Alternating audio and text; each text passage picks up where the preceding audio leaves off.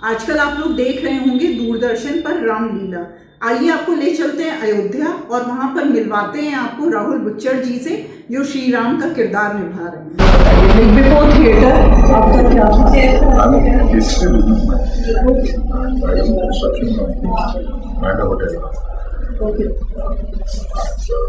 Theater just came as a hobby. 36 years, 37 years की as में start किया। Just as a hobby. And now it's become almost like a full time. Now I open a theater company and also a production company. But this is not my theater company. This is I'm working for somebody else. I'm just here. तो theatre में आपको आए कितने साल हुए? 2011-12 में आया। And आपका फर्स्ट प्ले कौन सा था? बाल भगवान। बाल भगवान। मतलब मेरे ख्याल से शुरुआत से ही आपका रुझान भगवानों के किरदार पे जाता है। नहीं, वो भगवान नहीं थे। बाल भगवान मतलब एक आदमी बच्चे को भगवान बना दे अंधविश्वास की वजह से। तो वो वाला थे। बट अदरवाइज हम लोगों ने महाभारत जैसे रामायण जैसे प्लेस काफी बनाए और करे भी। एक प्ले था हमारा महाभारत दिए गए,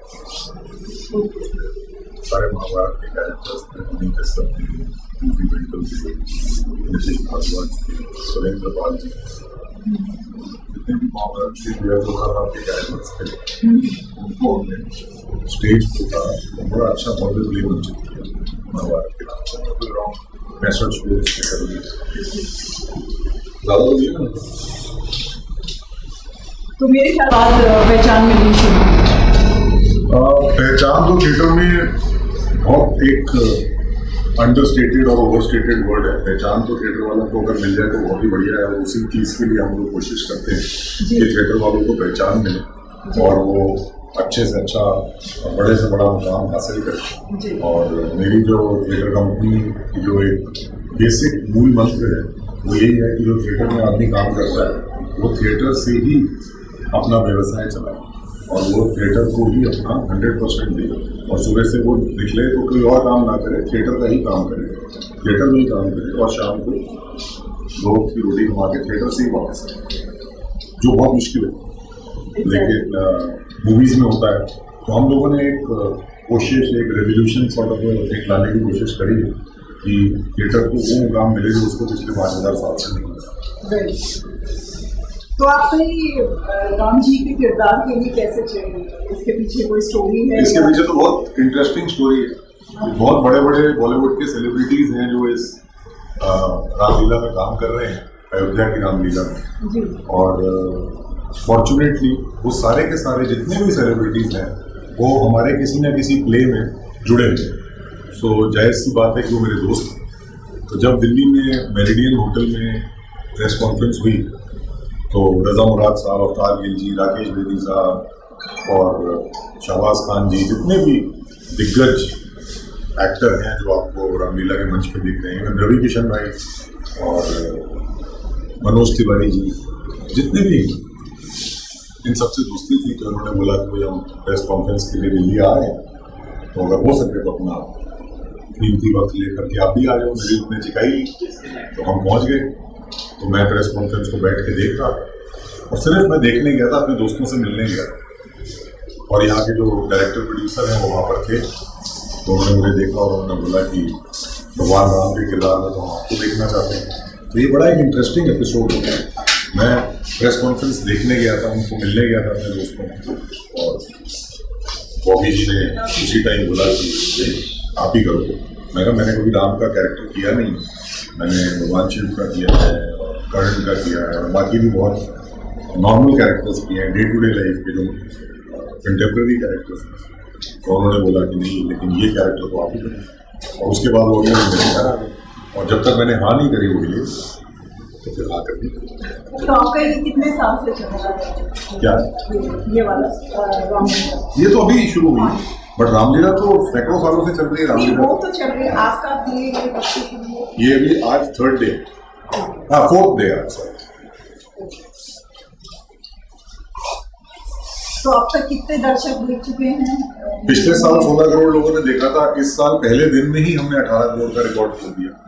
पिछले साल 16 करोड़ का था और Guinness book of world records में इसका नाम दर्ज है कि मैक्सिमम व्यूअरशिप इसको मिली और इस बार तो पहले दिन में ही 18 करोड़ की व्यूअरशिप मिल गई। इस बार सोच सकते हैं। बिल्कुल बिल्कुल। तो एग्जैक्टली क्या था, क्या लाइक आप लोगों ने एज अ प्ले इसको फॉर्मेट में शुरू किया था और फिर यहाँ पे दूरदर्शन ने इसको अडॉप्ट कर लिया और उसमें रिले होने लगा कि सिर्फ रामलीला जो एक्चुअल रामलीला है वही आप लोग कर रहे हैं और ये एकदम नया कॉन्सेप्ट लेके आए हैं? ये एक्चुअल रामलीला करते हैं, लेकिन इसको ग्लैमर इसलिए मिल गया क्योंकि इसमें सारे बड़े बड़े, जैसे मैंने आपको बोला, नामचीन कलाकार हैं, सांसद हैं और बहुत सारे बड़े बड़े जो दिग्गज हैं, अपनी इंडस्ट्री के लेजेंड हैं, वो हैं।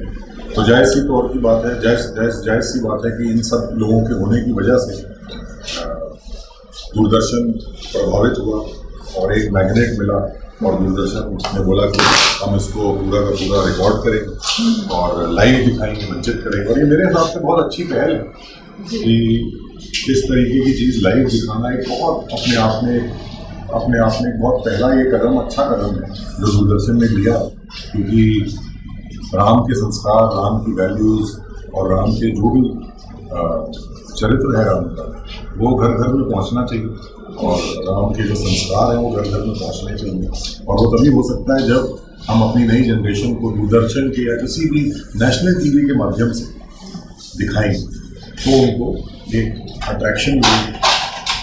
क्योंकि आज की तारीख में तो नए बच्चों को, छोटे बच्चों को, नए युवा पीढ़ी को यही नहीं पता कि दुर्योधन रामायण में था या महाभारत में था। तो बहुत मुश्किल है, लेकिन हम कोशिश ये कर रहे हैं कि अपनी संस्कृति को जिंदा रखें और घर घर में राम राज्य और राम की बातें और राम के विचार को पहुँचाएं।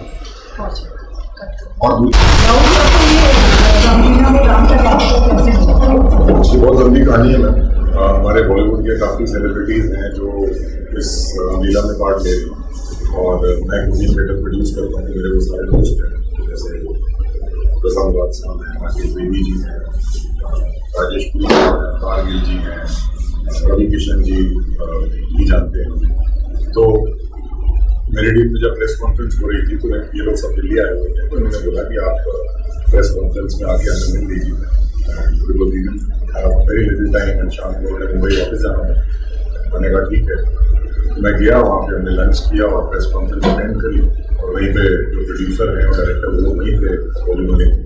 तो उन्होंने बोला कि आप तो हमारे राम हैं। हमको पहली बार मिला था। मैंने कहा मैंने कभी राम का कैरेक्टर किया नहीं है। तो कहते नहीं, आप ही हमारा श्री राम का कैरेक्टर इस रामलीला में करेंगे। बस रेस्ट ऑल इज हिस्ट्री। अगले दिन वो मेरे घर पहुँच गए और उन्होंने जब तक मेरे से हाँ नहीं कर रही तब तक वो उन्होंने मेरा वहाँ से हिले नहीं। सेकेंड ईयर नहीं, फर्स्ट। ये तो अभी की बात है। 2 महीने पहले जब प्रेस कॉन्फ्रेंस हो रही थी दिल्ली में, मेरी टीम में पहली प्रेस कॉन्फ्रेंस हुई थी। ये उस दिन की बात है। अच्छा, आपको काफी दिन हो गए राम जी को कैरेक्टर निभाते, तो आपने अपने अंदर कोई चेंज पाया? कुछ लगा कि आपको कोई चेंजेस आए आपकी लाइफ में, सोचने में, नजरिए में? जो थिएटर है ना मैम, उसमें चेंज कैरेक्टर करते हुए चेंज तो बहुत बात की बात है। जब आपको कैरेक्टर मिलता है और जब आप कैरेक्टर के लिए प्रिपेयर कर रहे होते हो, उसी टाइम से आपके अंदर चेंज आने शुरू हो जाने चाहिए। सो ये चेंज मेरे पास 2-2.5 महीने पहले से आ गया था, जब बॉबी भाई ने, जैसे मैंने आपको बताया, वो मेरे को बोला कि आप करेंगे ही करेंगे। और तो उसके बाद जब मैंने किया, हाँ करी जब, तो हाँ करने के बाद ही चेंजेस शुरू हो गए। चेंजेस ऐसा नहीं है कि स्टेज पे आपने 2 दिन परफॉर्म किया या 30 दिन परफॉर्म किया तब चेंज आता है। सो अपने अंदर सात्विक भावनाएं, सात्विक विचार, अच्छी थॉट्स और राम जी के बारे में पढ़ना, उनके विचारों के, उनके संस्कारों के बारे में पढ़ना, उनकी टीचिंग्स के बारे में पढ़ना और अपने आप को गॉड लाइक फील करवाना और सोचना, ये अपने आप में बहुत डिफिकल्ट चीज़ है, बट कुछ हद तक मैंने उसको कामयाबी हासिल की है उस चीज़। तो अब क्या आपके साथ ऐसा हो रहा है कि आप कहीं जाते हैं तो लोग आपकी डायरेक्शन पे? हाँ, पिछले 4 दिन से यही हो रहा है। मैं सबको यही बोल रहा हूँ कि ऐसा करने की जरूरत नहीं है, क्योंकि I am just playing a character, I am just an artist, I am just an actor. But लोगों को ये कॉन्सेप्ट है और वो ये कहते हैं कि जब आप इस वेशभूषा में अयोध्या में हमारे सामने जब आप श्री राम का कैरेक्टर कर रहे हैं तो हमारे हम तो साक्षात श्री राम को आपके अंदर देख रहे हैं। तो एक हद के बाद, एक समय के बाद फिर मैं छोड़ दिया मैंने उनको होता, क्योंकि 1 नहीं, 2 नहीं, 10 नहीं, सैकड़ों की तादाद में लोग आ रहे हैं और पैर छू रहे हैं और बड़ा एम्बैरेसिंग भी है। But yes it is like a compliment for any actor. मेरे लिए बहुत बड़ा कॉम्प्लीमेंट है कि उनको मेरा काम इतना अच्छा लगा, उन्होंने इतना मेरे काम को सराहाया कि वो श्री राम की छवि मेरे अंदर महसूस कर रहे थे या करते हैं। तो ये मेरे लिए बहुत बड़ा कॉम्प्लीमेंट है। ये किसी भी पैसे से नहीं मिल सकता, ये किसी भी अप्रिसिएशन या अवार्ड से नहीं मिल सकता। ये एक प्रैक्टिकल एक्सपीरियंस है, एक प्रैक्टिकल चीज़ है जो पिछले 2 या 3 दिन से मैं एक्सपीरियंस कर रहा हूँ। And believe you it's a wonderful experience. तो मैंने जैसा कहा हमारी इस इंटरव्यू का टाइटल भी है कि आज है, और जहाँ तक मैं देख पा रही हूँ और मैंने जितना आपको समझा और जाना, तो आज के हमारे यहाँ 6 पैक रहा।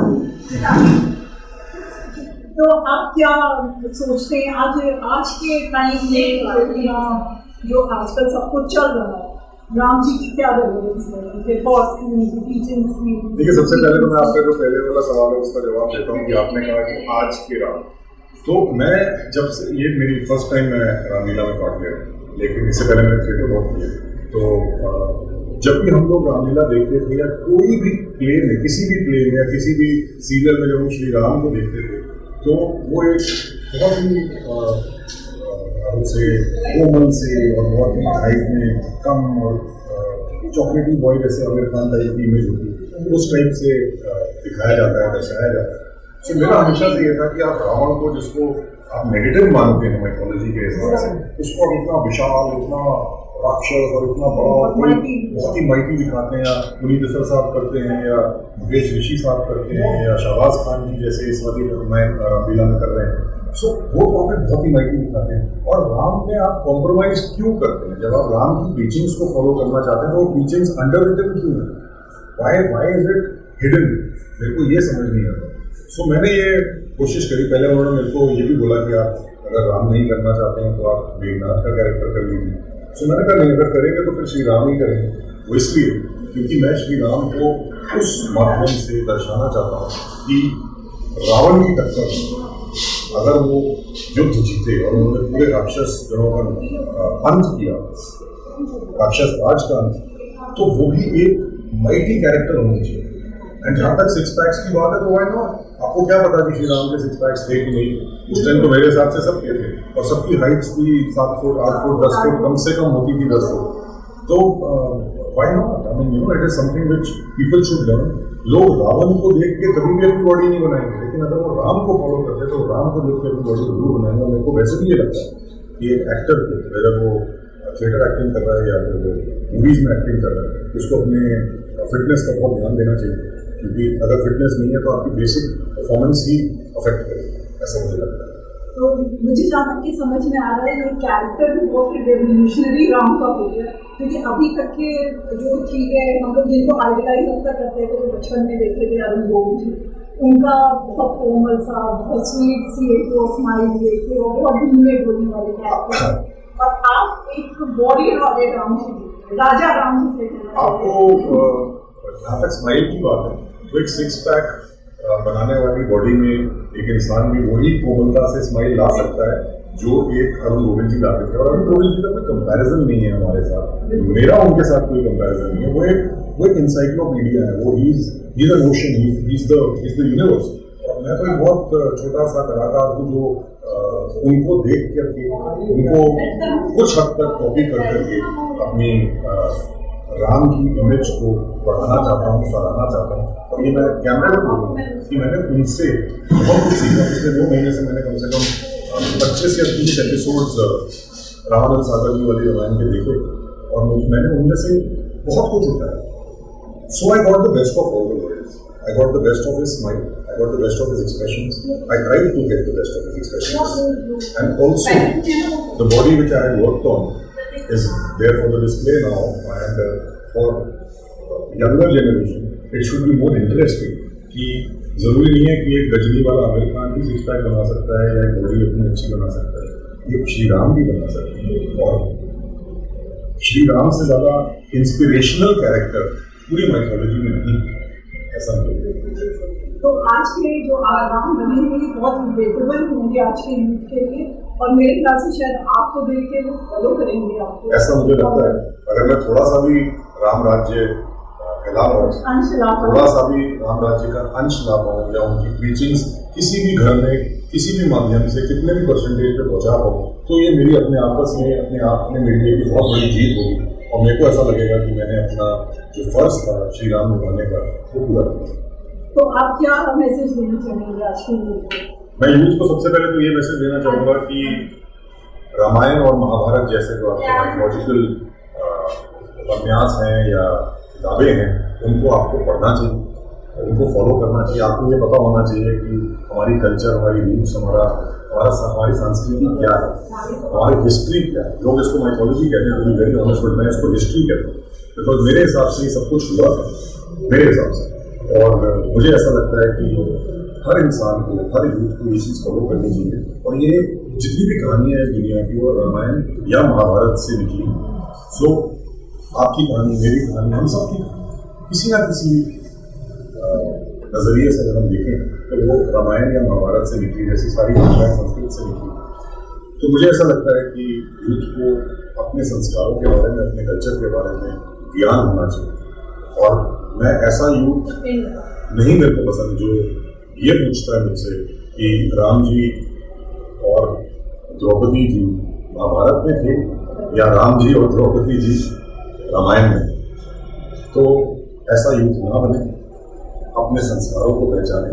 आई know there is a lot of modernism, there is a lot of western culture which is there in this world which is prevalent, but मेरा जो पॉइंट है वो ये है कि आप उसको फॉलो कीजिए जिस हद तक भी आप कर सकते हैं, ये करना चाहते हैं, लेकिन अपनी रूट्स को ना भूलें और राम राज्य घर घर में पहुँचाएं।